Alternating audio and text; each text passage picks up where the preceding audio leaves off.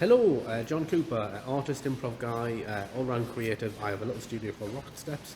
I have noticed there are a lot more people out networking at the minute, and that is probably understandable considering how quiet things are across the board, cost of living, the budget, all of those kind of things.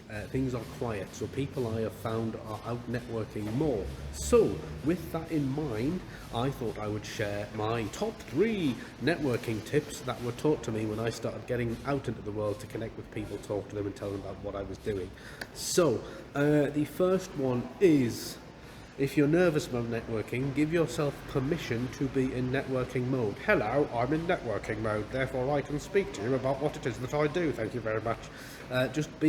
Give yourself permission to start going out and talking to people. More importantly, tip 2, listen. Listening is more important than telling people what you do. Finding out what other people do and making a record of that in your own head. That is where the building blocks of networking happen, because one of the things that is important about networking is connecting people who might be able to work with each other and do stuff together.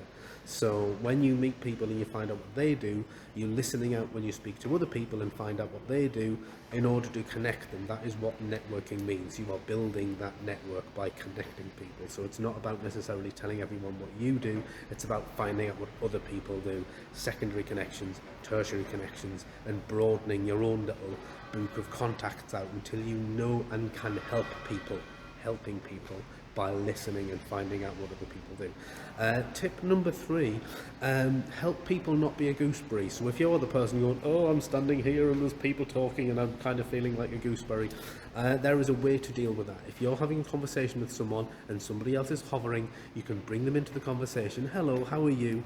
And then take the focus back to the person who was already speaking. This was such and such, we were having a conversation about such and such. So you're not cutting somebody off in order to bring somebody else in. Bring them in, redirect them back to the flow of the conversation so that person can still talk about what they do, and now another person is joined in. And you can do that maybe twice. So a group of 2 can turn into a group of 4 and everyone is engaged. So you are the person bringing people in and preventing other people from feeling like gooseberries. The more you do that, the more people will look at you and go, oh good, this is a good networking person. And you will know a good networking event when you see people are listening because they're asking you what you do and they are bringing you into their groups, and it's not just people talking about themselves. So that is my 3 tips on networking. Yeah.